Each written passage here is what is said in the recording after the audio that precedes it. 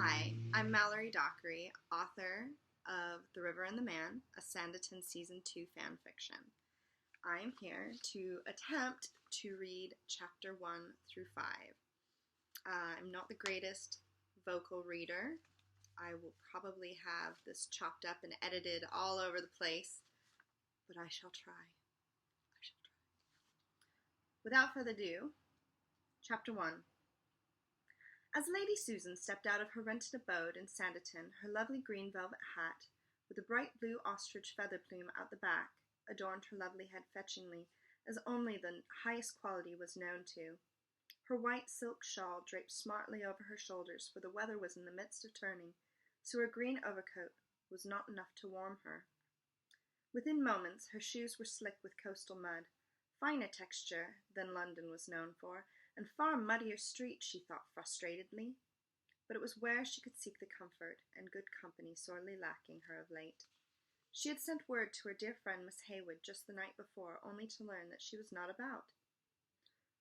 "Lady Worcester," came a cheerful voice behind her, and she smiled glad for the familiar Mr. Tom Parker in his close association with Miss Hayward. "Mr. Parker, I was just on my way to call upon you and demand an explanation on where Miss Hayward has gone," she said, coming directly to the point. She wasn't of an age to be beating around the bush. She wasn't of the age that beating around the bush would be prudent. "Oh, yes. Well, Lady Worcester, it could not be helped. She said she was homesick," he said, confused on that mark. Frowning, she fluttered her lashes and thought, "Oh, I had thought it was in reaction to a certain upcoming nuptials quite distressing her." Mr. Tom Parker stuttered and shook his head. "I know of no such attachment or any entanglement or entangled man. My brother Sidney Parker, you of course know, is soon to be married, and I know of no such attachment there." He scratched his jaw. She smiled sweetly. "You must have your eyes checked, or perhaps look past your nose." "Mr. Parker," she said sweetly in her direct way that exuded confidence, "men like you are often too deeply absorbed in your own affairs to notice love blooming around you."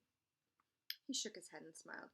"Of course you are mistaken. Sidney and Mrs. Campion have been in love for near 10 years. Now to be together after all they have gone through is a tale worthy of Shakespeare." Lady Worcester shook her head and rolled her eyes. "Careful, Mr. Parker. Shakespeare was known for comedy and tragic romance," she chided with a smile. "Let us not gossip on the love lives of those close to us. How are you and Mrs. Parker?" she asked warmly. "Well, well," he laughed. "I've actually come from an audience with Lady Denham, and upon hearing you are here in Sanditon, she wished to extend an invitation to dinner tonight. I know it is such short notice, but we did not know you were coming." She touched her handkerchief to her face as a carriage went by. The horses had a smell that lingered in the sea town's small, tight streets. The combination was potent. "I would be pleased to attend. I was afraid I was going to be bored while here without Miss Hayward. But dinner would be delightfully diverting in light of the unfortunate news," she said, nodding her head. "May I call upon you and your lovely wife tomorrow around 3?" she asked. Mr. Parker nodded. "I am sure my wife would be delighted. I will too, of course." He looked up to her rented home. "Do your apartments suit you?" he asked, since she was being housed at the hotel. She smiled and nodded. "It is certainly comfortable, but I would have much preferred to stay in the pavilion." He nodded. "Yes, the fire near wiped us out, but my brother Sidney Parker found the means, and his heart's desire, as I spoke before, Miss Campion being she." Lady Susan frowned, perplexed by this comment, but then nodded and bid him good-bye for a moment. "Till later, Mr. Parker."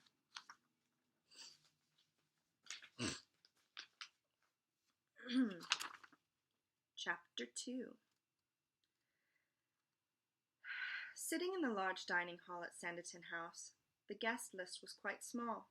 Only a few in attendance, and only a number of them Lady Susan had met. Mr. Tom Parker and his delightful wife along with his brothers. She was keenly surprised to see the illustrious Mr. Sidney Parker was in attendance, but not his fiancée. "So what brings you to Sanditon so near the fall?" Lady Denham asked. Lady Susan. I can't believe it was for sea bathing. The water is quite chilly now. She sipped at her wine. And the London season is about to start. Lady Susan smiled. I came to see my dear friend Miss Hayward while the weather was still adequate, she answered, and looked to Sydney with a knowing look. I am quite upset to hear she has left her friends to return home. Mr. Sidney winced and looked straight forward as if willing his emotions to remain tethered. Tilting the glass back, he drank his wine as his brother made apologies. Tom nodded. We are quite lonely without her. She was keeping track of my papers, you know, and did a marvelous job at bookkeeping, he sighed. We have written to her, begging her to return, as I said earlier in our meeting, but it has been to no avail. His wife Mary looked upset by the subject entirely, looked down at her plate as if weighted with a terrible regret. Lady Susan looked down the table to Sydney, who was trying not to respond. She could see the pain etched on his handsome lines of his face. Have you also begged for Miss Hayward's return, Mr. Parker? She asked him directly, and he looked at her and shook his head. His jaw tensed. He turned and controlled his sigh. Miss Hayward knows both her mind and her heart. If she wishes to be gone, I would not keep her. She frowned and appraised him. Would you not? Lady Denham laughed. I did so like having her around, a girl of such wit. She reminded me a lot of myself at that age, or perhaps not so young. But I liked her, though I teased. Miss Hayward could take it. She laughed again. She proved me wrong, however. I thought she had come to Sanditon to catch a husband, but she didn't even seem to try. Though I know she had interests. The labourer, Mr. Stringer, for instance. Now there is a man going places. The older woman glanced at Sydney Parker and raised her brow. There were others too, I wager, that had at least a passing interest, though it looked fleeting. Some people come from unreliable families. Her tone heavy with censure and dripping with condemnation. Lady Susan smiled and nodded. I am sure a girl as pure as she has no designs on anyone, even if she loved.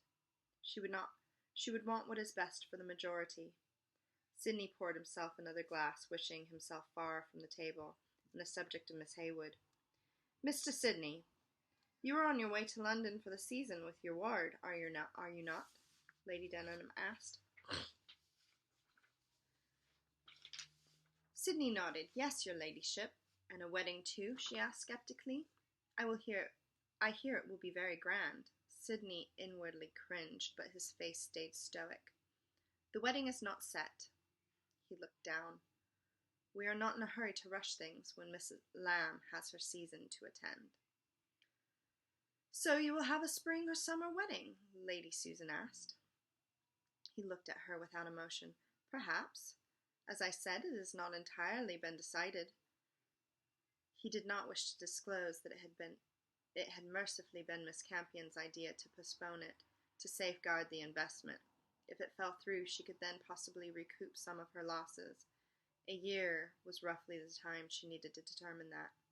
He hoped there would be more. Where is your beautiful fiancée? Lady Denham asked pointedly. Why is she never here? She asked. Sydney shrugged. We both have business that keeps us from each other. Lady Denham shook her head. The rebuilding of my investment. So glad you have a wealthy bride to recoup the losses. But why the delay? She asked. She said coldly to Tom. Sydney smiled, as if the question did not bother him at all, but it did. We have given ourselves time to be reacquainted. Lady Susan could see that he wanted it that way. He wanted to drag out the entire affair, and she could read it in his every movement and blink of his eye. He was not happy with his choice. A knowing smile crept into her face, and her eyes danced in visions of Miss Hayward being led away from her on the arm of Sydney Parker. Did he ever acknowledge his love for her, or was Miss Hayward still in doubt? The man before her was lovesick and on the verge of rage. He was a ticking time bomb, and she decided not to ask him further questions.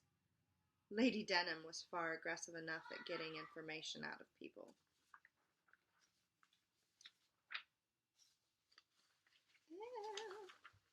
think I lost my page. There we go. Okay, that was chapter 1 and chapter 2. Chapter 3. Let's see what it was. Chapter 3. Fingers deep in the dirt, Charlotte worked out her vexation with the world on the cabbage roots. With a dramatic heavy sigh, she thought of the months that had passed since returning home to Willingdon, which she had found most disagreeably dull, which being her home frustrated her all the more. Her parents had suggested she return to Sanditon after all the letters from numerous Parkers begging her to return. Her mother had made a great show of reading them aloud at the breakfast table every few mornings with pride. This vexed Charlotte severely, and she feared that her mood and personality were turning bitter by the day. She could hardly eat, and took either to walk in a stomping, deliberate manner, or just lie abed as much as possible. Her family had begun to worry that something had happened, but the tone of the letters never implied scandal. But Charlotte emphatically refused to return, but did cite that she terribly missed the children and Mary, but that her siblings needed her. "My dearest," her mother called from the back doorway, "you have a letter," she shouted for fear that the wind blew her words away. Standing up shakily, Charlotte went to the fence and met her mother. "We do not know of a Lady Worcester," her mother scoffed. "I don't think I ever met a lady in my life." She flipped the little square in her hand, obviously flummoxed. "And look at the handscript. So fine," she said as she held it in her hand. "That's Susan, Mamma." Charlotte huffed and tried to smile. "Please, Mamma." She took the paper and opened it. Her mother tried to take the envelope back, but she just shrugged her off. "My dearest young friend, I cannot conceal my utter disappointment at my arrival at Sanditon the night before last. I had hoped to surprise you, but behold, you surprised me, my dear. I was called upon by your friends, Mr. and Mrs. Parker, and was bemused by their explanation that you had quit Sanditon months ago. But I had thought you adored the place, and the people, one especially. I came here to comfort you, and perhaps bring you entertaining diversion, but I find that perhaps you were utterly heartbroken at the news of the deplorable engagement of your Mr. Parker and one Miss C., who I am sure we both agree to dislike." That's my dog. Boudica, stop. "As you can imagine, I am sorely cross with the situation, but as I am of a creative thinking sort, I have a solution to yours and my own problems, I think. I have realized in the last month since we've talked that I crave a companion right now, of your sort, and I believe I can—" "Can you stop, Boudica? I'm trying to read." She's Doberman. She's very demanding. Back to the story. "As you can imagine, I am sorely cross with the situation, but as I am of a creative thinking sort, I have a solution to yours and my own problems, I think. I have realized in the last month since we talked that I crave a companion right now of your sort, and I believe I can help mend your heart by bringing you back to society as my very special friend. There are so many people I have talked to about your wit and your sweet nature. They are begging me to bring you to London for the season, then on to Brighton with my special friend, who I am particularly eager to unite with. If your family can spare you, I know I cannot. Please, dearest, join me post-haste, and I will send a handsome carriage for your special comfort, and we shall journey back to London together. Please send reply quickly, for without your cherished company, Sanditon just feels soggy. Your dearest friend, Lady Susan Worcester." Charlotte's mother, who was itching with curiosity, tried to snatch the paper from her, but Charlotte did not wish her family to know of her heartbreak. She had kept herself clean of scandal where Mr. Sidney Parker was concerned, and she was glad for it, and no one at home knew of the near engagement. "She has invited me to London for the season as her special companion," she said excitedly, but with a dash of hesitation. She had only just gotten out of the frying pan of high society. Her mother, shocked, squealed, "Oh, my dear, but you have a very few fine dresses. I suppose that your father will agree. After all, it is a distinguished lady, is she not?" Charlotte shook her head. "I should not go, Mother." She shook her head again.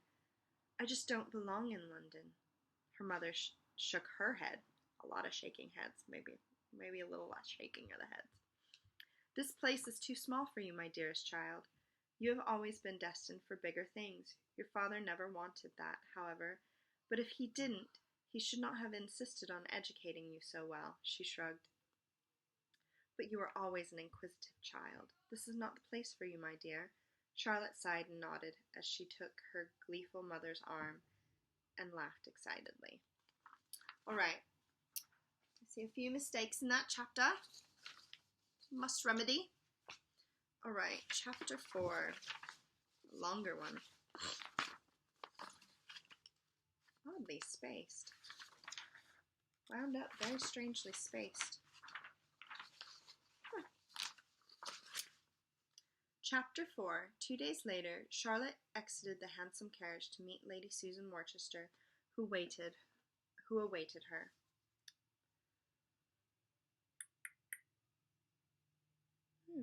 My mama called me. My mama. I got to call her back. Alright, chapter 4. I'm going to start over again. 2 days later, Charlotte exited the handsome carriage to meet Lady Susan Worcester, who awaited her.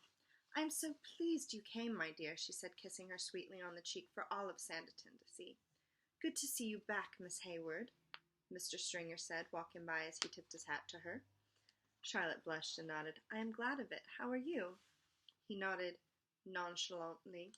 In the last months he had done a fair job of putting her from his mind, but now, with her there, his emotions were in turmoil. Oh, poor Mr. Stringer. I am well. How long will you stay? He asked curiously. His feelings for her still lingered, but his attachment had subsided somewhat, knowing she had loved another. Charlotte smiled. Her expressive face told him that she was not to stay long. Hello, Mr. Stringer, is it? Lady Susan asked. I recall you being the winner of the regatta. He nodded. Ah, aye, yes, Lady Worcester. She smiled warmly at him. I hear you are a talented stonemason. He nodded and smiled to Charlotte, knowing that the familiarity with a fine lady of the beau monde was a boon. Aye, well, my father was. Charlotte shook her head. He has brilliant promise as an architect. Lady Susan looked him over and smiled.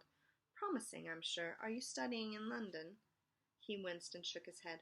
Trouble rose, and I just am not destined for the largeness of London. Thought of his father's death and their last words haunted him, but would have more so had he left. Restructure that paragraph. Lady Susan cocked her head.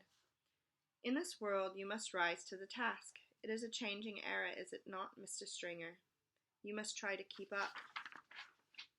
He cocked his head and thought. Aye, Lady Worcester, Miss Hayward, he nodded and smiled. I must be off. Hopefully we will meet again before you leave. Charlotte smiled and nodded. Of course. Lady Susan beamed and her eyes twinkled brightly, registering Mr. Stringer's interest and recalling Lady Denham's comment on Mr. Stringer having an interest in Charlotte. I need to... Not so many interests.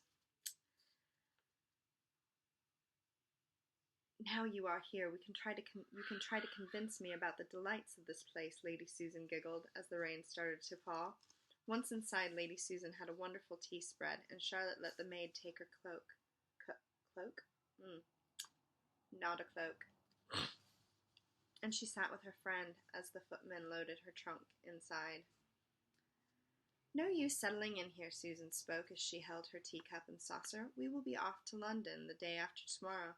Just enough time for you to make some visits and tell me everything. Charlotte smiled and blushed. I suppose I don't know where to begin. Lady Susan put her cup down. I am astonished. She shook her head. What happened with Mr. Sidney Parker? She said, shaking her head. And the pavilion ruined by fire and hastily being fixed when autumn is full. She shook her head. It makes no sense. Charlotte winced. The young Mr. Stringer's father died in the fire. You see, Mr. Tom Parker did not insure the work. He was unfortunately in severe debt, and he thought it would be fine. And it might have been, if not for the accident, she lamented. For it was that night Sidney had intended to propose most romantically in the same spot She had endured her first tongue-lashing from him, but if she mentioned that, she might cry. Lady Susan blinked and sighed most heavily. "It is a risky venture. What folly the man had not to insure it," she sighed. "And so this marriage between Mr. Sidney Parker and Miss C. is one to bail out his brother from his mistakes, to keep him out of debtor's prison, and his family from the poorhouse," she sighed seriously as she put it all together. She was silent for a long moment, looking at Charlotte. "Did he ever confess his feelings for you?" she asked. Charlotte nodded.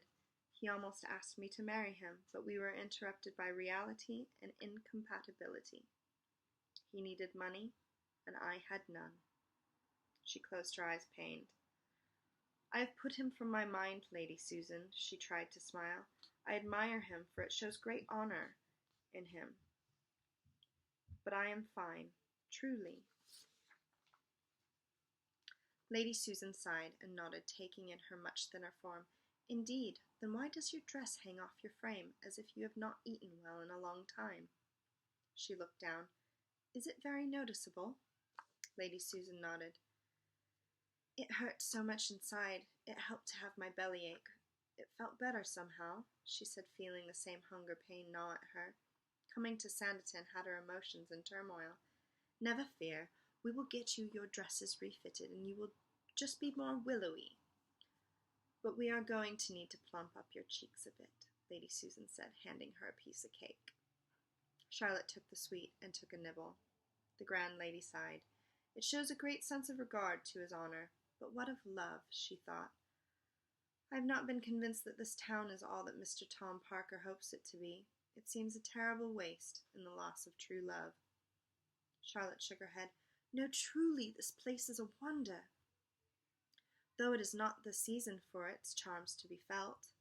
She laughed through the drudgery of the subject. "You called it soggy in your letter." She nodded. Susan nodded. I should probably write Susan nodded. "Well, it is, but so is London. But there is ever so much to keep oneself occupied there. You will see it in a different light, my dear. You will see it at my side." Charlotte blushed. "And I will meet your dear friend?" she asked with a twinkle. Lady Susan smiled and nodded. "Indeed, among others, you will be overwhelmed." She looked at her and could see the wild girl all polished up again and a shining star among her crowd. She was loveliest indeed, even in her sorrow. All right, Chapter 5. Standing on the doorstep, she was ushered in by a tearful Mary. "Oh, you just missed Sidney. He left this morning," she said. "I am sure he would have been glad you have returned to Sanditon. There is so much Tom would love your help with," she said, dabbing at her eye with a handkerchief. Charlotte smiled, but felt uncomfortable now among her friends, who once felt like family. Indeed, they had almost been. "I am so sorry. I will not be here long. I am being hosted with Lady Worcester for the season in London. Then she wants to take me to Brighton to see her estate there, and perhaps Bath." She smiled sadly. "I will be gone for a long time, I expect. Near a year or more." Mary looked heartbroken. "Oh, I am so disappointed," she winced. "Seeing you, I had hoped you were back to stay. Tom is ever so busy with the rebuilding, and Sidney is back and forth." She shook her head. "But what a wonderful opportunity. You are so very lucky to have secured her friendship. She is vastly influential. Every visit she makes here helps Tom's endeavors. So it is encouraging that she grows in attachment to this place, and I suppose to you. Of course, if you still value Sanditon." Charlotte smiled reservedly. Her emotions were increasingly better controlled in the face of heartbreak. "I love Sanditon with all my heart," she whispered, and then looked around. "Where are the children?" she asked, longing to see them, to wrap her arms around them joyfully. Mary smiled. "Tom, he took them to the beach. They will return soon. Will you stay for dinner?" Charlotte shook her head. "I would love to, but I cannot stay late. I have to leave in the morning," she lamented. Mary shook her head. "I must confess, my dear, I am ever so upset at Tom," she whispered. "I fear I may never forgive him," she coughed. She scoffed. "He still cannot see what has been lost, just his precious Sanditon." Charlotte shook her head and put down her cup. Like I am now. Mary now... I'm going to start that over again. Charlotte shook her head and put down her cup. Mary, no. Don't say such a thing. It is in the past now. She looked at her seriously. I don't think Mrs. Campion is a good match for Sydney or our family. She is so cutting and dismissive of Tom, and takes great pains to diminish us. But he never notices, she whispered. Maybe I am wrong. I hardly know her. Charlotte smiled. Trust Sydney Parker. Trust Mr. Sydney Parker. He would choose a good sort of person. After all, she is keeping you from a terrible certain future. And he was once so much in love with her, I am sure he will be again. Mary grabbed her hand. He was going to ask you, she whispered. I could sense it. He has not been happy in almost 4 months. She looked her over. He looks like you. Lost weight, and I'm sure he is drinking too much again. Foul, barking moods. She rolled her eyes. Tom does not see it. He does not see how much Sydney has grown to loathe him and this place. He sees what he wants to see. Charlotte took her friend's hand. Please. It pains me terribly to talk of what could have been. I am resigned and happy for your secured future, as I am sure Mr. Parker is. She squinted in discomfort. Can we not talk of Sydney again? Indeed, I hope not to renew my acquaintance with him. I am sure Mrs. Campion would prefer it that way. Mary reached over and grasped her, as tears trailed down her face. I know he broke your heart, but perhaps you could take some comfort that he broke his own as well, she said with a high-pitched voice. Charlotte felt the tears rushing to the back of her eyes. Mary, please. I can't. She shook her head. Mary sobbed. Of course. I understand. She closed her eyes. I have no one else to talk about. My troubled heart and mind, too. Tom would never understand, and if he did, it would destroy him. She blew her nose. I am sorry to inflict the hurt of discussion upon you. On you. Charlotte looked away and tried to take a sip of her tea, but her own hand was shaking. How is your family? Mary asked, trying to change the subject. Charlotte smiled and put down her cup again. Fine. Well, she whispered in reply. Emotion and hurt clogged at her throat, and found that she needed to make her excuses to leave even before the children would come back. She did not want to see Tom right then, and could not trust herself not to look at him with anger as the man who had been the catalyst to her unhappiness. Please give my apologies to the children. I have so missed them, but I find I am feeling unwell, she said, touching her head. In truth, her heart was about to burst. Overwhelmed with so much information about Sydney was making her stays feel too tight, even though they were far from that now that she had lost so much weight. Okay. That was chapters 1 through 5 of Sanditon, The River and the Man. And there were plenty of mistakes, of course. But overall, it was a nice revisit to the pain and heartbreak of their initial parting. So I hope that you will enjoy me reading this, mistakes and all, warts and all. I think it is good for me to be able to verbally read it out loud.